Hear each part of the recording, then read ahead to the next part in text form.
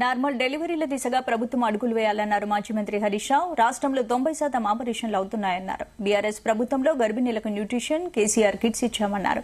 సిద్దిపేట విపంచి కళానిలయంలో రామకృష్ణ మఠం వారు నిర్వహించిన గర్భిణీలకు శిక్షణ అవగాహన కార్యక్రమంలో పాల్గొన్నారు హరీష్. రామకృష్ణ మఠం వారు సమాజ హితం కోసం ఇలాంటి కార్యక్రమాలు చేయడం అభినందనీయమన్నారు. గర్భిణీలు మానసిక ఒత్తిడి లేకుండా ఉంటే పిల్లలు మంచిగా పుడతారన్నారు హరీష్.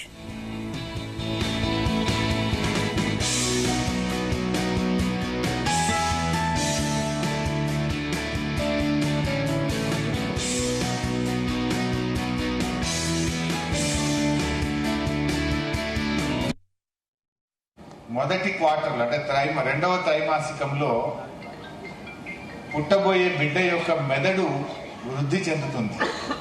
ఆ మెదడు బాగా వృద్ధి చెందితేనే కదా వాడు హుషారుగా ఉండేది. అంటే మీరు ఏం తీసుకోవాలి?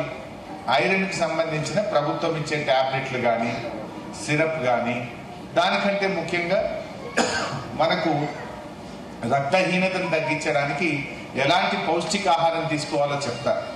పాలు, కోడిగుడ్లు కానీ, నాన్ వెజిటేరియన్ కానీ, లేదా ఏం తీసుకుంటే మనకు ఆ ఐరన్ కంటెంట్ పెరుగుతుంది అని. అంటే మీరు సరి అయినటువంటి ఆహారం తీసుకుంటేనే మీ పుట్టబోయే బిడ్డ కూడా చాలా బాగుంటుంది. చాలా మంచి విషయాలు డాక్టర్ గారు చెప్పారు. అంటే ఒక పిల్లవాడిని రూమ్లో వేస్తే ఎట్లా చూపించారు అంటే, తల్లి ఆ 9 నెలలు గర్భంలో పెంచినప్పుడు తల్లి యొక్క ప్రభావం, ఆ తండ్రి యొక్క ప్రభావం, ఆ కుటుంబం యొక్క ప్రభావం పుట్టబోయే బిడ్డ మీద ఉంటుంది. అంటే ఆ తల్లికి శారీరక మానసికమైనటువంటి వృద్ధి జరగాలి.